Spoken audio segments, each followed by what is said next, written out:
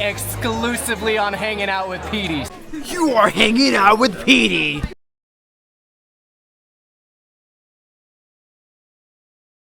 Welcome, Ashton, the lead singer from GutZombie. Hi. So, How are you? I'm doing great. And yourself? How's your day? Good. Good. Great.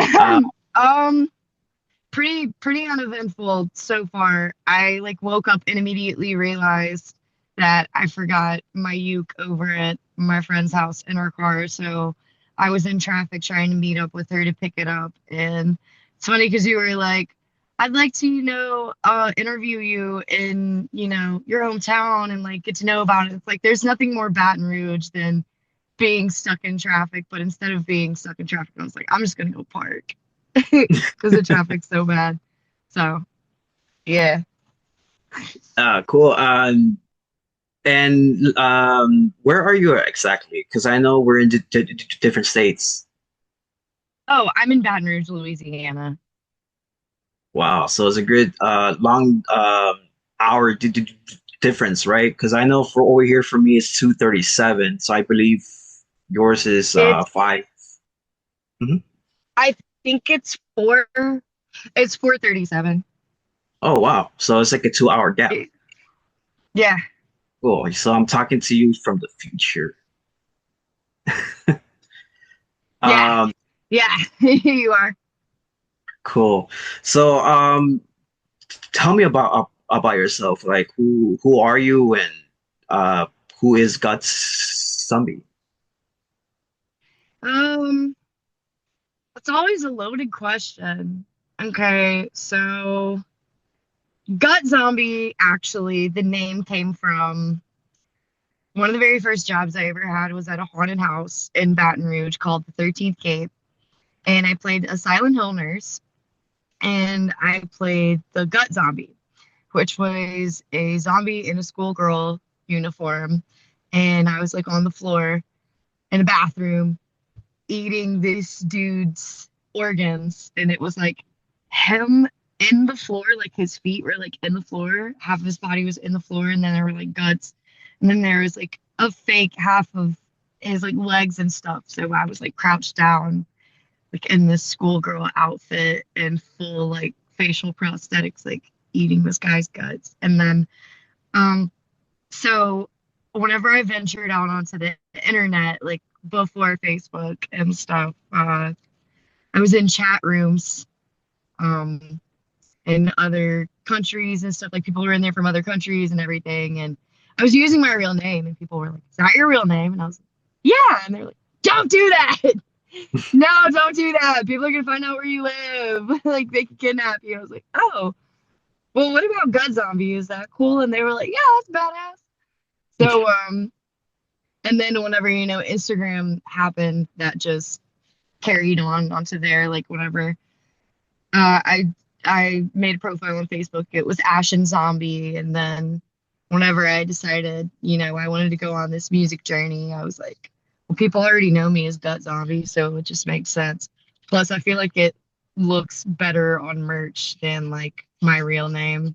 I had another name in mind, but then I was like, well, I think if I ever had a child, I would want to name them that. So I was like, I think Gut Zombie's a good name. Yeah. So, but about me, I don't know. I'm still trying to figure myself out, so I wouldn't even know what to tell you. I grew up in Louisiana. Um, I wasn't into sports. My parents put me in sports. I was terrible. I hated it. I pretty much just was in sports because it's what my friends did, or the people that I considered friends that were closest to me, because I still didn't really know how to make friends until I was in my late teens and discovered alcohol. So it was pretty much just being alone for a very long time and then discovering alcohol and then just partying all the time. But Right. I have cut back tremendously. So yeah, I think that's me in the past. That's good. I mean, alcohol does bring people together. I mean, that's how normally in every show or every venue we go to see shows, there's always alcohol involved and sometimes drugs involved. So I mean, that's how we find a way to converse with other people. Yeah, and like in high school, I was so about like sex, drugs, and rock and roll. Just like I literally, I just wanted to be a rock star, but I had no musical talent in my opinion, so I was too scared to do it back then. Mm, Mm. cool. And when did GutZombie debut it? Uh, so 2021, I met a producer and we recorded the EP together. And then 2023, we had our first show on, yeah, March 18th, 2023, because it was my birthday, and the show was titled The Birth of GutZombie. Nice. So it's Yeah. October 18th, you Oh, said? March. Oh, March. March. I'm Like, sorry. it's okay. In 2 days, it's like our, it's just 2023, it's a 3-year anniversary as a band. Oh, sweet. Awesome. I Yeah. mean, it's like you said, in 2 days is your 3 year anniversary, and guess what? I'm gonna pop this interview on that day, My God, on that's my Wednesday. birthday too. Yeah, well, happy That's so birthday. cool. Thank you. Any plans That's for your awesome. birthday? Um, so Wednesday I'm gonna be working. I feel like I'm gonna make a lot of tips since it's my birthday. And then Friday, I think I'm gonna have like I'm just gonna put an invitation out online that I don't know where I'm gonna be going yet, but I'm just gonna invite everybody out and just chill. And then Saturday, I think I'm gonna be doing the same thing in New Orleans, and I think maybe we're gonna go see a band at Rock and Roll. I'm not sure, but and then maybe karaoke afterwards. Hell And yeah. what I really wanted to do was go to Biloxi, but I feel like whenever I decided it was kind of like very late notice. So I'm gonna push that to April and invite like a bunch of very close friends to Biloxi.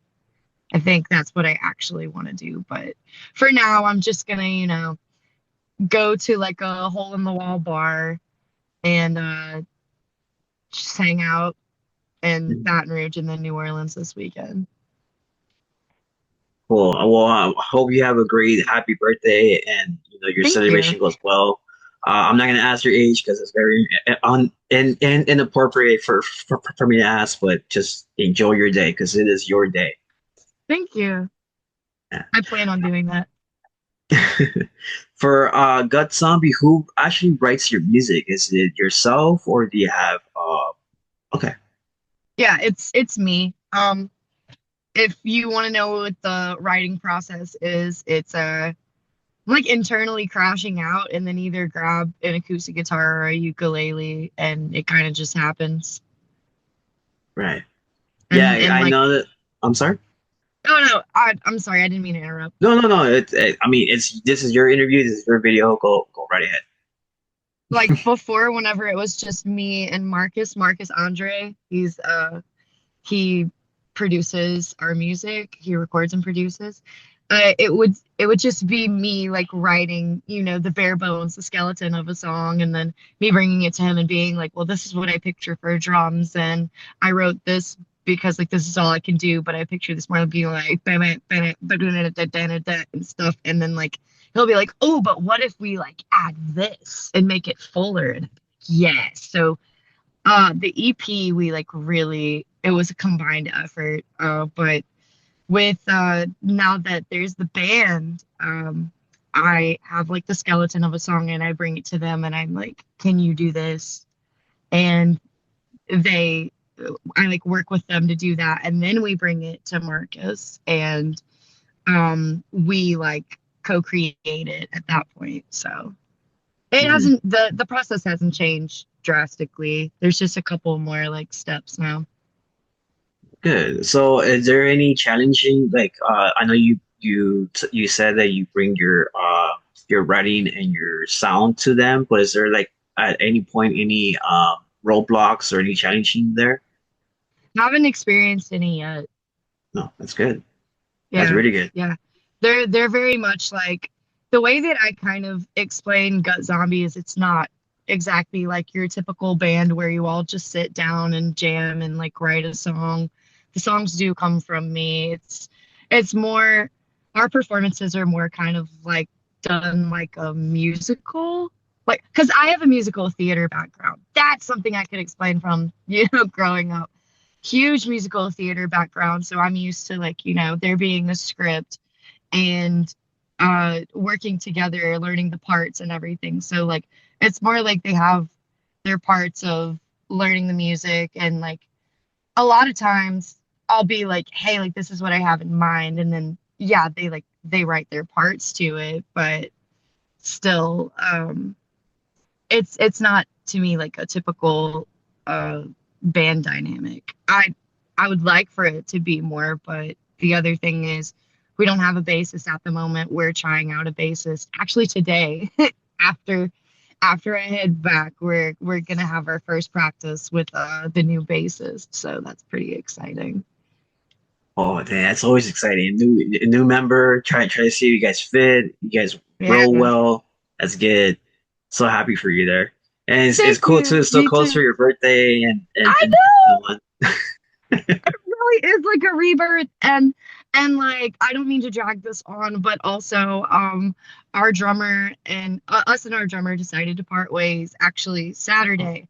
So I'm going to be making a video that's basically saying like, hey, we need a drummer. But a lot of videos that I like to do are more like in a skit form. So expect that probably uh Wednesday or maybe the day after, depending on when I can get to it and film it and edit it. But yeah, so we're gonna have a new drummer. We're gonna just be trying out drummers. I don't think the audition process where it's like we just have people play and then we interview them and then pick them. I don't think that's worked for us well in the past.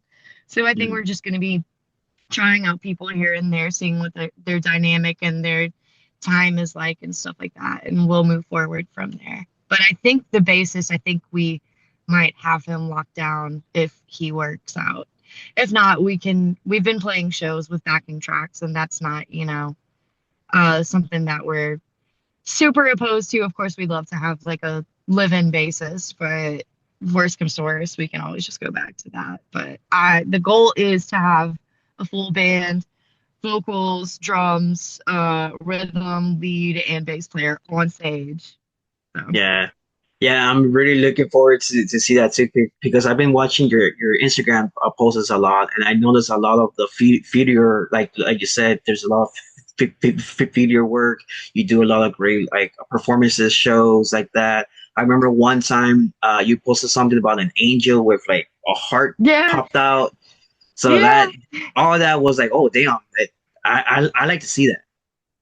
Hell yeah. Thank you. Very, I like, so I grew up also, another part, going to like local shows, like metal shows and stuff like that. And like that is like a place where my heart is. So I like to kind of incorporate that like raw performance along with theater. So like also my favorite band is My Chemical Romance. So, that's a Yeah. huge part of it. Um, but just being able to tell a story on stage more than anything.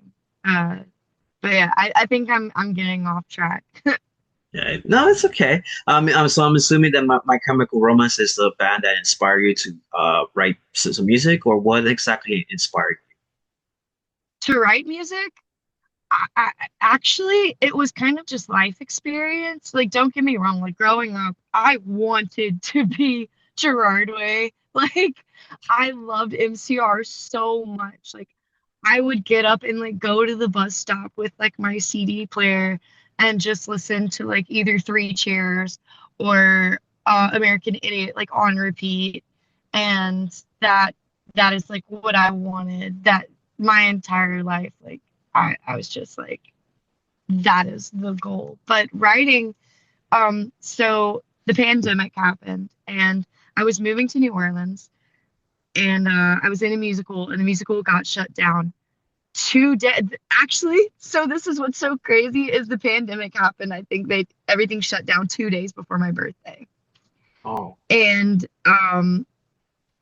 I because everything shut down, I couldn't move to New Orleans, so I actually had to move back home uh with my parents and with my boyfriend at the time in a relationship that like wasn't working. And I felt trapped and I felt like I didn't have an outlet and I had so many feelings and so many thoughts that like whenever he would go, you know, a couple blocks away to go hang out with his friends and my parents were like gone to work because they were essential workers as well. I would just like lock myself in a room and write, and that's how it started. I had like a lot of feelings, and I just wrote them. And then whenever I moved out of there, I moved in with one of my best friends in an apartment, and it was the first time that I had lived technically like by myself, not in a relationship. And again, like I just locked myself in a closet and wrote. So that's kind of what inspired me. It wasn't as much of an inspiration as it was just like an outlet. Yeah, yeah. I mean, I I wish I could relate on that because I'm not a musician myself, but I do hear a lot of other people's stories, and sometimes people say, "Oh, it's I got inspired because of my mom. I got inspired by me drinking, me doing drugs." It just depends on the individual, but that's thank you for Well, I've sharing. I've always had an inspiration from music. It started before MCR. My dad was in a cover band when I was growing up, and I just thought he was like the coolest fucking guy in the world. Like I got to see him play one time at a St. Patrick's Day uh parade, not parade. It was just a St. Patrick's Day thing, like in front of. Do y'all have the store Albertsons? Yeah, we do. That was the only time I got to see him play because he only played at bars, and I was like, a baby. Yeah. They brought me to practice, but they were like smoking weed in there and drinking and stuff, so I wasn't really allowed. But I got to hear him, and my mom also like growing up, like she sang any chance she could get, but she never sang in front of people. Like she would sing while she was like getting ready for work and like in the car and stuff, and she had like a really beautiful voice. So obviously those two things like really inspired me. So that's I'm glad you brought that up because I totally would have just glazed over that and not thought about it. Yeah. Yeah, I mean, I know I have a kind of like a routine of how I ask my questions for people, but sometimes I like to ask like a little surprise here and there. That way I could give that Yeah. genuine, unique response there. So that's good, and that's great that you're sharing that because now our audience and our fans will be able to understand you a little bit more better with when it comes to your music and when it comes to your writing. Cool. And Oh yeah, dude. No, I appreciate it. no, no worries. And I remember you said since you're the drummer is no longer in the band and you're what's it called? You're hopefully locking in with the bass player. So I'm assuming there's no EP on the works at this time. So what we do have is a song that we recorded last year, and we're just waiting for the right time to drop it. I have like a really good feeling, not just like about the song, but about this, um, the way that we're doing it this time. Um, yeah, it's very different from everything else that we've done. I feel like every time we release something, it's just a little bit more different from what we've done before. Um, I actually would love to release a full length, but I don't think it's the right time for that. So I think maybe we're just gonna keep releasing singles for a little while, maybe one or two at a time. So I guess how many would it be for an EP? Would it have to be like three to five? Normally for over here in LA, normally people will put like at least 4 or 5 songs as an Yeah, EP. yeah, Some I know that they're doing like maybe 10. It just depends on the um sorry, it just depends on the artist. yeah. That makes sense. We're probably just gonna release this one by itself in the future. No idea when it's gonna be, no planned date or anything. But I'm trying to think of what I was gonna say. I think okay, what I think I'm gonna focus on more right now is because we are kind of in a rebuilding uh point. I think what I'm going to be doing is documenting a lot of it and what's going on and keeping people up to date that way through YouTube, maybe TikTok, stuff like that. I think that's more of what the focus is on right now than releasing an EP because I'll say this. Uh, I don't regret releasing the EP how it was released, the first one, Asking for a Friend, because it is nice to just have something out. But I don't think that it was planned very well, the way it was released and the timing. I think I was just so excited to have it and wanted to put something out that I was just like, oh my God, like I gotta put it out now. Like I'll set the release like 3 months from now and just push it as much as possible and stuff before I ever even got to grow anything before that. But like I said, I don't regret it. It's just a learning experience. Oh no, what happened? Okay. Yeah, you Okay. kind of get a little Wait, froze there. Sorry about are we that. good? Yeah, we're good. Yeah, we're good. Oh no, it's okay. Uh, it's saying the temperature on my phone is hot. I forgot, like I'm literally in front of the Like in sun a and hot stuff like box. that. So just, can you hear me? Can you hear like the AC or is it good? No, I can still hear you. I don't hear no AC. You're good. Okay, cool, because it's the headphones. So I'm just gonna keep you here for a moment. But if you like to continue, that's totally cool with me. That's fine. Just let you know. At some point I'll probably say let's pause because I have a remaining time like recording. I'm just Yeah, gonna sounds good. No at some worries. point. Yeah, at some point I'm gonna pause and then we're gonna resume again. Okay. Okay. So that's good. I know. I actually listened to all your songs on Spotify, and I actually heard your asking for a friend album. I did like what's it called? Absolute. Remember I had a note somewhere. I forgot where I left my note. I remember I liked Absolute, and then it's interesting you have the AF, which is the Yeah. ukulele song. Yeah. Yeah, so that one was an interesting like mix of when it comes to like your pop punk, and then it comes to you Yogi Lady, and then there's a little bit of like a an emotional song, like you're talking to somebody that you cut off. Oh, okay, Oh there you no, go. I'm here. Oh, okay. Yeah, so again, like I listened to your songs. I was even playing your music before you jump into the conversation chat here too. So it was great Oh, music. I like it. thank you. Thank you. One, I didn't mention this. It's funny because I'm wearing her shirt right now.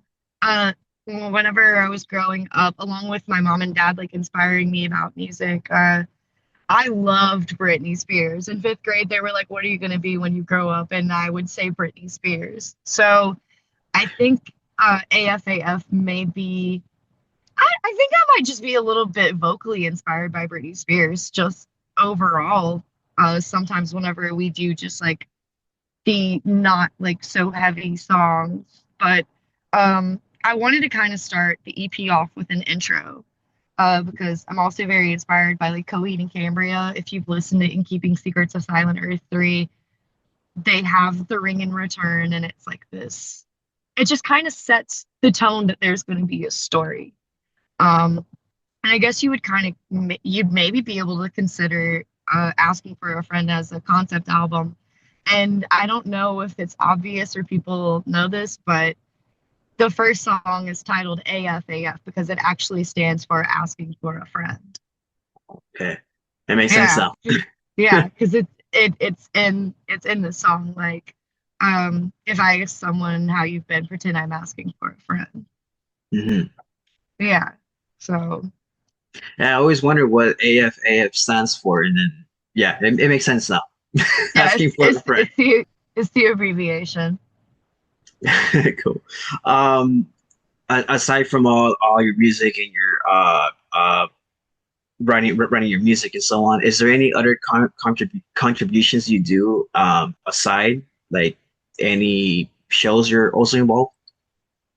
So, yearly, we actually put on an anti-Valentine's show, and it's just a very emotionally charged show. It focuses on a lot of like singer, songwriter type things, like still a full band. We like to start it off with a singer songwriter though, like just acoustic, like an acoustic act by themselves. The first year we had Charles, and this year we had Marley Vick. Both of them are extremely talented, and we were happy to have both of them on. And then we move on to like the full bands. The first year we had Mademoiselle, which was a female fronted pop punk alternative band.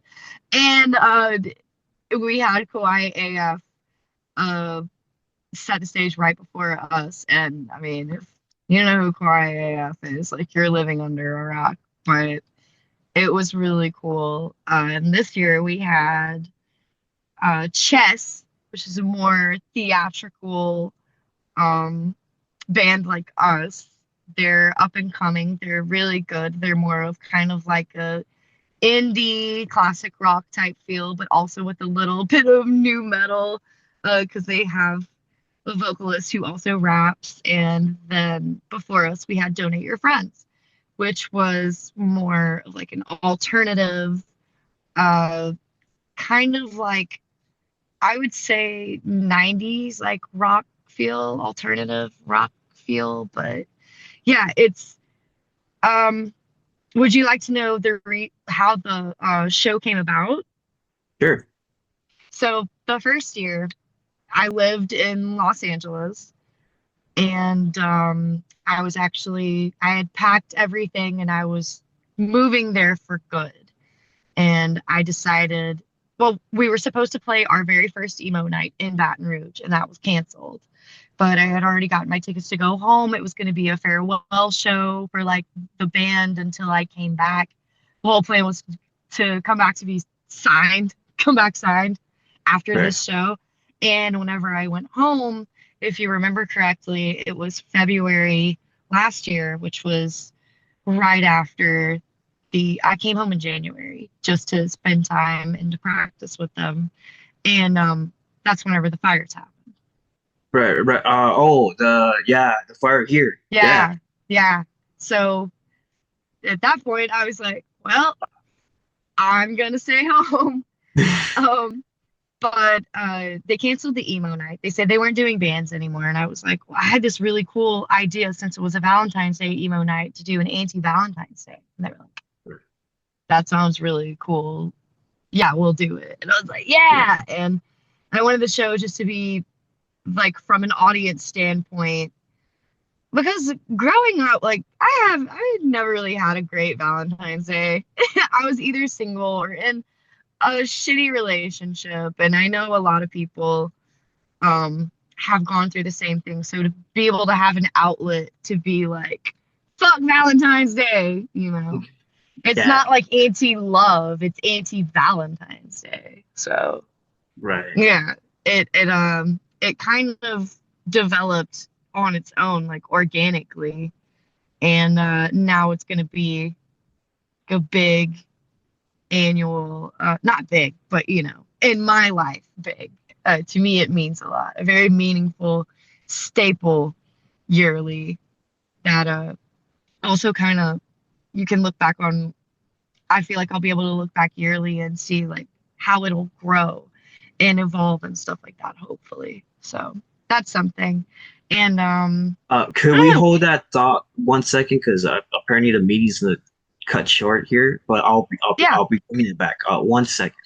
Cool. So I remember you said the anti-Valentine is basically your past not having a boyfriend, not having like an actual date, this and that, and that's how it came to be.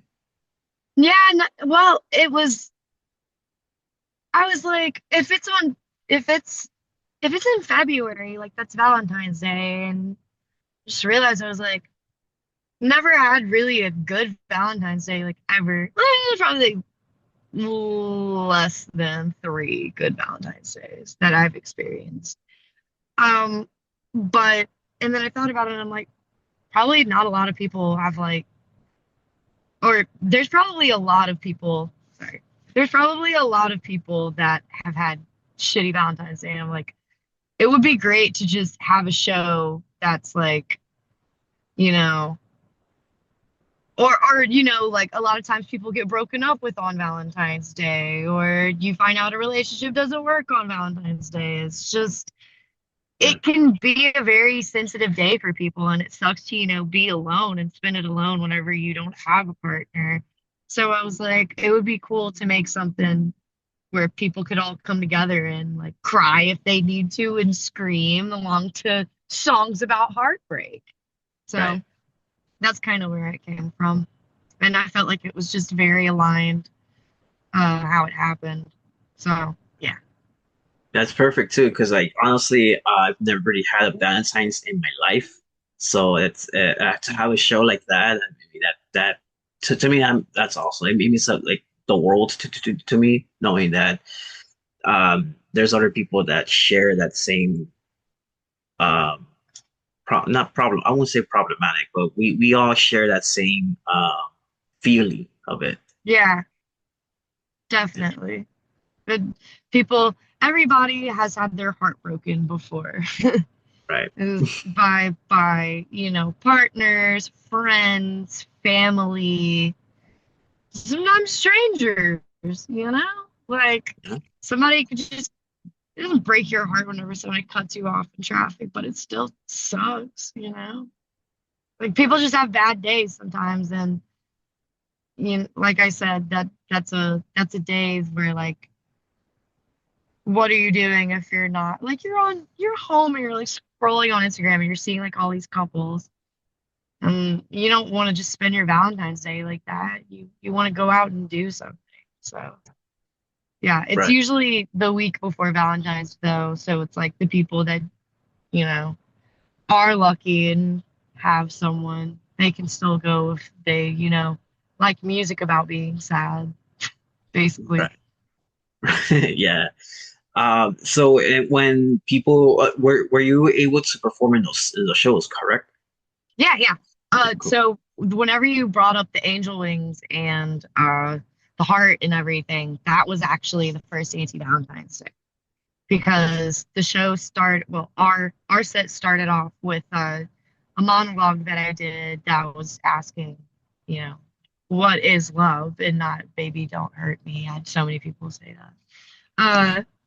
But like what is love, and then explaining like what I've heard love is, and then going in depth about what my experience with love had been, and then the ending of the monologue basically saying uh that like what I've experienced love is that um it's just something that's always hurt me and like held me back, because I've been obsessed with like people and relationships and had my heart broken so bad that it's like, well, you know what?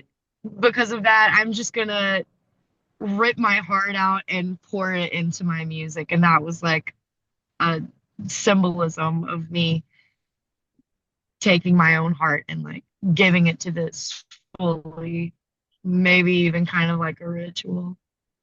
So Mhm. Yeah, it did feel like a ritual thing when I remember you coming out from the drum side and going up to the crowd, and then I'm not sure if you kneel down or you just like you spread that your heart around. yeah, I walked around the stage like with my heart showing people like, like, Yeah. hey, it's right here. Like, love is the only thing that is holding me back. And oh, and like, put a heartbeat behind the monologue that actually fit with the first song of our set, which was Heads. So it was the heartbeat, and then Hunter actually started playing the in riff, to like, and it was on time with the heartbeat, and it's just like, ah, God, it came out so well. I couldn't have asked it.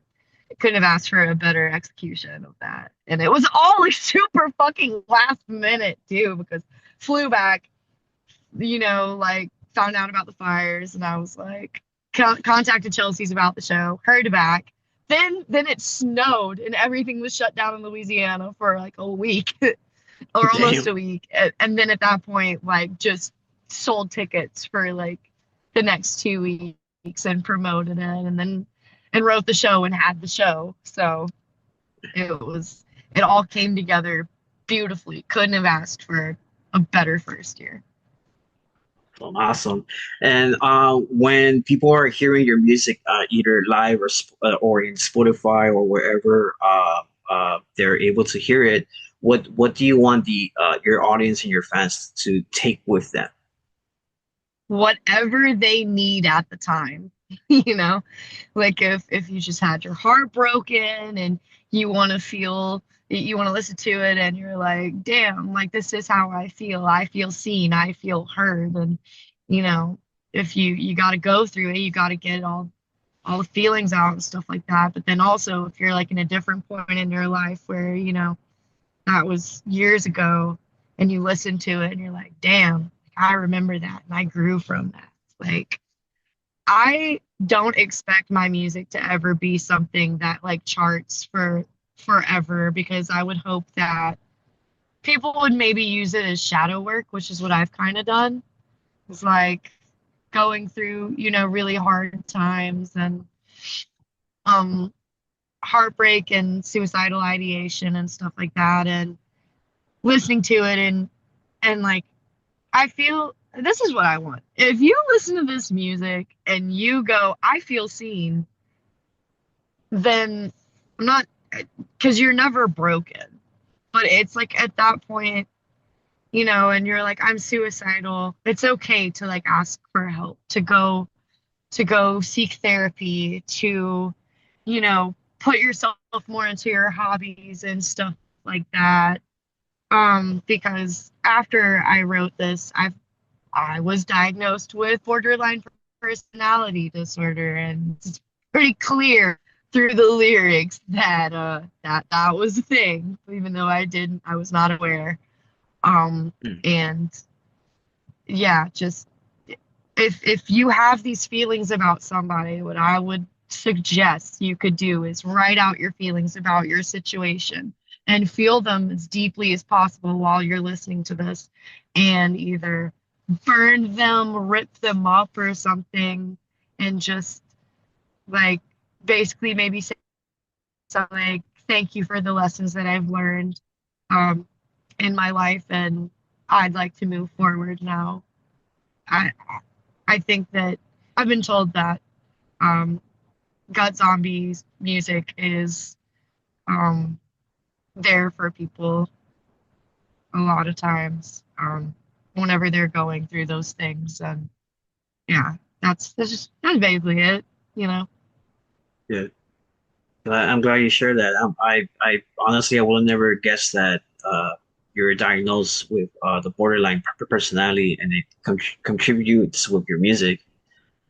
Yeah. The abandonment issues, the whole like, will anyone ever love me? That kind of stuff. Right. Well, we have you have our us, your fans that do love you, that do love your music. I love your music.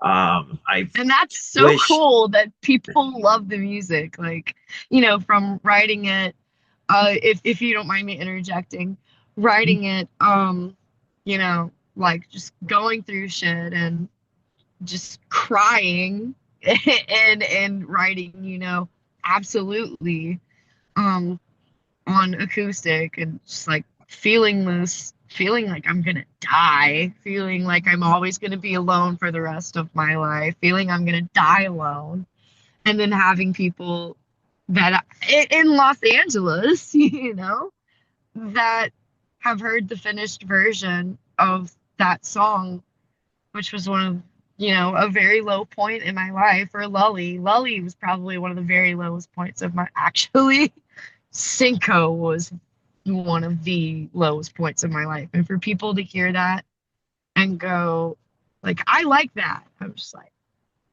damn, because that was almost it for me. That's insane to me.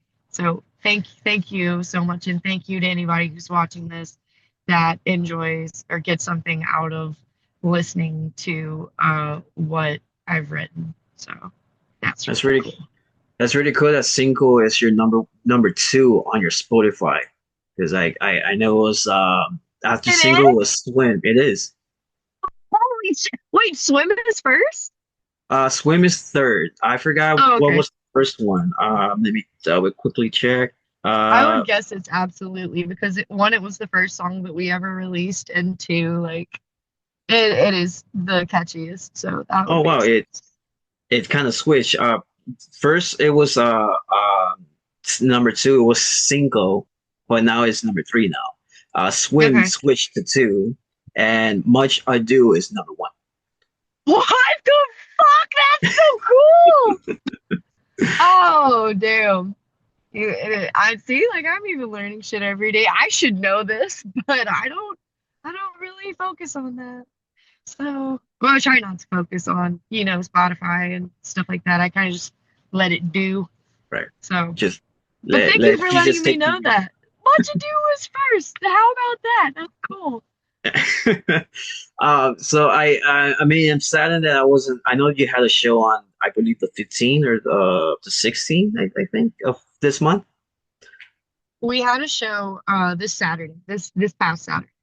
This past. In in oh, it was at an art show at the Pearl, which is like this warehouse that they have art shows in and bands and stuff like that. They just opened in January, so I feel like we might be like one of the first bands, one of the first shows Mhm. there, and it's incredible. I love it. It's super DIY. No monitors, no bathroom, but like the fucking love is there, and that art show is incredible.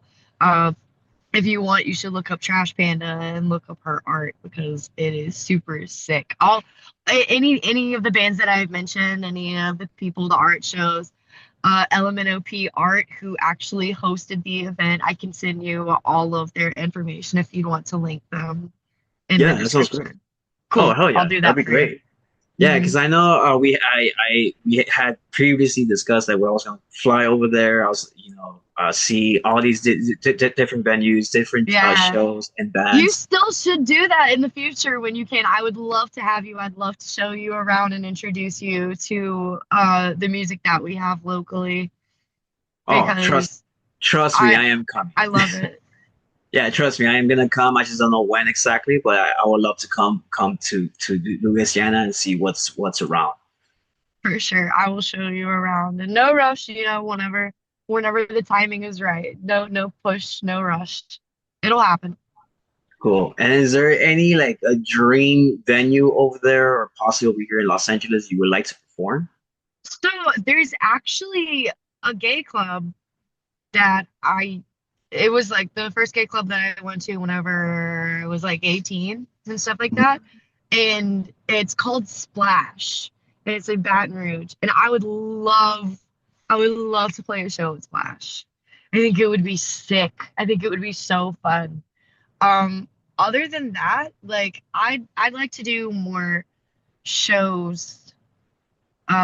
It's not necessarily like the venue, but the type of shows. Like I'd love to do more house shows. We've never done a house show. We've never done a house show. We've played at big venues like Chelsea's, the Varsity, even Mid City Ballroom, is seen as like a certified type venue. But I really do love playing DIY shows. I made sure that our very first show was at RIP, this venue called, well, it's called the Onyx, but everybody knew it in town as 524, and it's like that's what I care about. I want to play more art shows. I want to play more things with love in them, like I said. Of course, it like the biggest goal for me ever is just to tour and see the country and meet people and meet the people that really love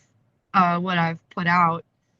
But like of course big goal. Of course, playing the VMAs. I would love to play the fucking VMAs. But like Madison Square Garden, stuff like that. Like Yeah. Holly Rose Bowl. That shit would be cool. But it's like end goal for me isn't to like play the Super Bowl stadium or something like that. It would. I don't know. I want to enjoy what I do.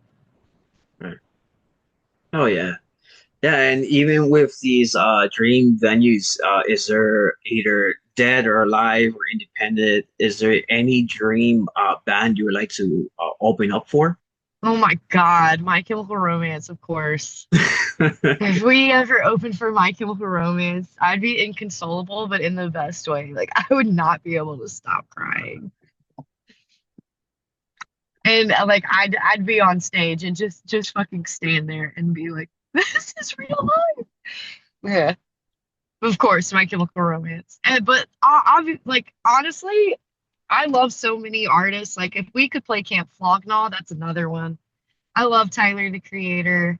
Um, Honestly, whenever I made the decision that I was gonna pack my shit and move to LA and I didn't know where I was going or anything, or staying, or if I was gonna come back or whatever, I just dove into the unknown. I listened to Saint Chroma every morning, and for some reason that song like lit a fucking fire under my ass. It made me feel like I was indestructible and that I could fucking do anything. So yeah, there's a lot of artists out there in the rock scene, emo, um, or rap. I love Cardi B. If we ever opened for Cardi B, like that wouldn't happen, but that would be insane.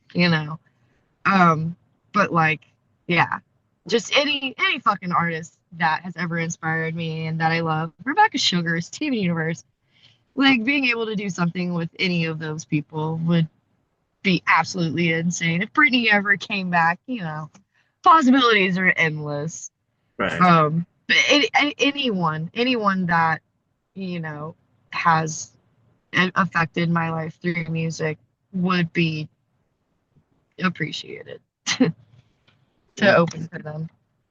that sounds good. Yeah, because I know when we first met, it was random too, because I was there Yeah, for nerve hooks. And in the corner of my eye, I see this girl with boxing gear and this and that. I was like, oh damn, she's ready to fight. So I was like, but I never realized you were the guts zombie. I never realized that, and I recorded you on that day too. that's So so cool. is there like any plans to coming back to LA? Like, do you want Of to perform? course, of course. With the band, I don't know when that's gonna happen. That's obviously, like something that we would love to do, like go on tour. Dude, if we can set up a mini tour, if we get a drummer and the bassist works out and we set up a mini tour in October going from Louisiana to Los Angeles, that is like the goal right now. That would be super cool because I'm gonna be in Los Angeles to see my very first time ever the Used. I've never seen the Used. I have had tickets to see the Used twice, three times, and I never saw them. The first time was because it was dress rehearsal for Macbeth, and they told me, Ashton, if you're not going to be here for dress rehearsal, you're not performing. Second time, I went to Warped Tour, and they just happened to not be playing. So I think it was only twice, but I'm going to see the Used in My Chemical Romance in Los Angeles, and I am so stoked.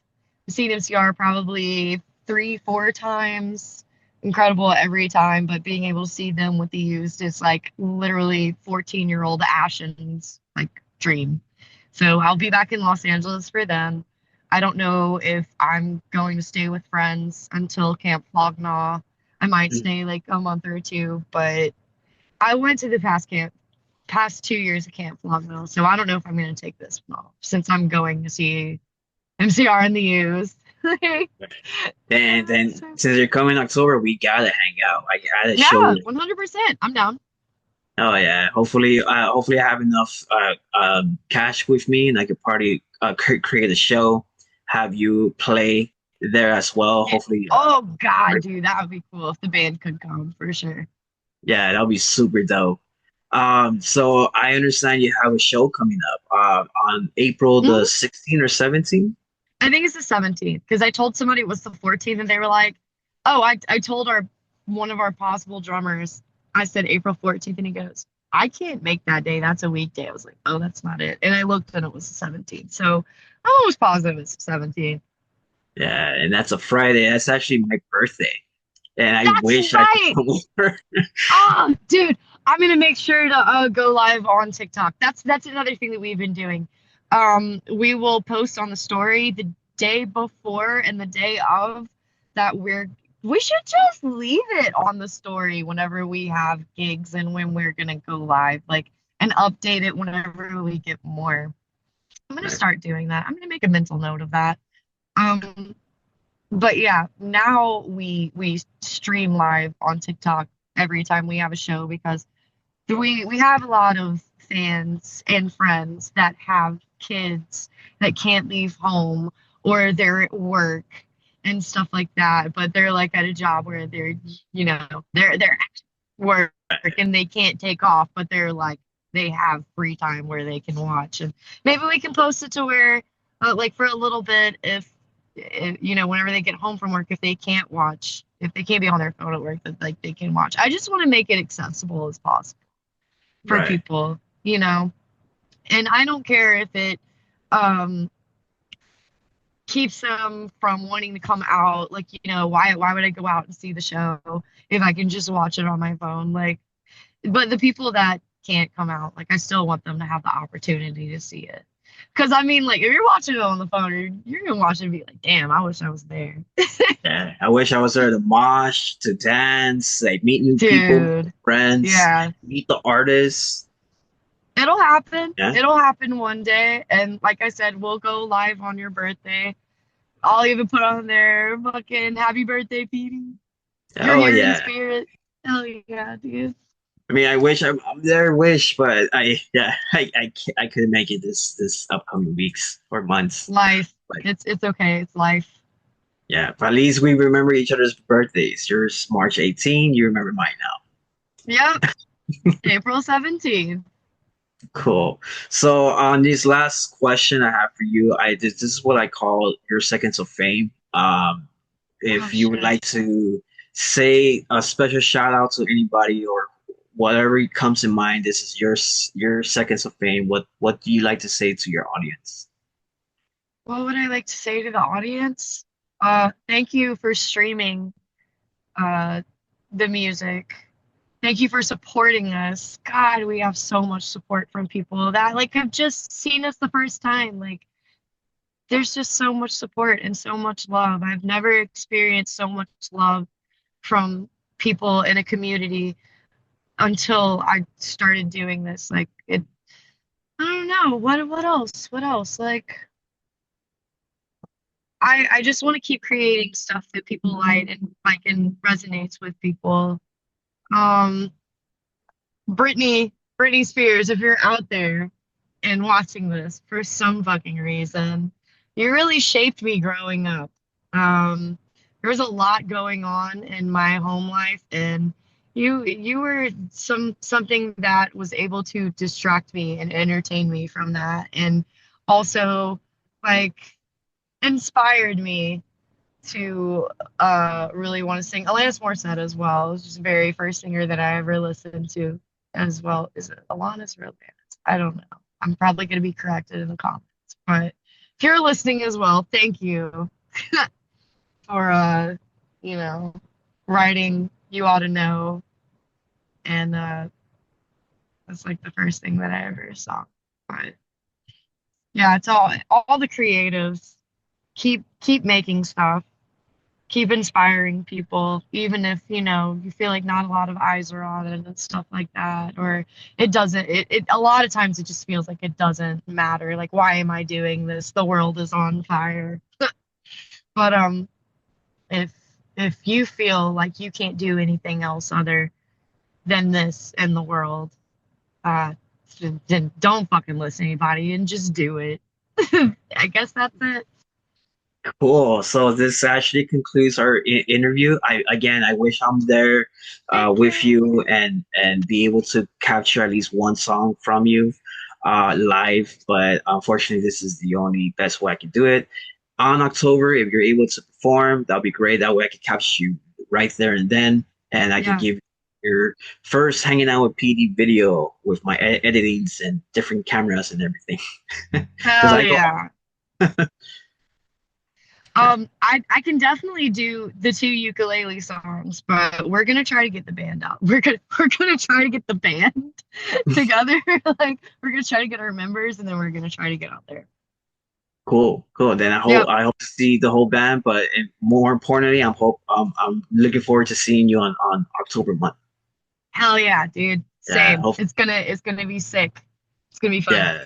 I'm sure there's gonna be a lot of shows then, so I'll pick which days, like which bands are like really good to see. But I most likely show you everything that I like. Yes, oh my God, please. Like I want to go to more shows. So that show, is it at the Cats Crawl? Was that the name of it? The one that we met, yeah, is the Nerve. Cats. Yeah. Hmm. That's the first time that I had seen like an underground show in Los Angeles. And like that's what I love. Like, I mean, of course I love going to like shows. Like I went and I saw Knocked Loose at Jimmy Kimmel. Like that's the whole story. How I got there and got in and everything. But I mean, of course, obviously, like, yeah, that's really cool. But those shows where everybody is there like just for me. I mean, they were there just for music too, but I don't know how to explain it. It's just different from going to something that's like big and has money behind it and going to something that is literally just like a labor of love. Like people are doing this because uh they love doing it and they're not, making a ton of money off of it and stuff like that. And they don't have a label behind them, but they're doing it because they want to do it for other people so they have a space and also because they just love doing it. So yeah, like I want to go to more. I want to experience more of the underground scene in California. Cool. Hopefully the locations I provided and I take you. Hopefully you have a good time in Hell yeah, dude! I that. probably will. I'll probably have a blast. I We'll can't probably get wait. some tacos too, because there's a bunch of taco stands everywhere. I'll buy you some tacos. Oh God, I love taco stands, dude. Street tacos are the best. That's gonna happen, most definitely. I already know about three of them in LA, so I can't wait for you to show me more. Oh yeah.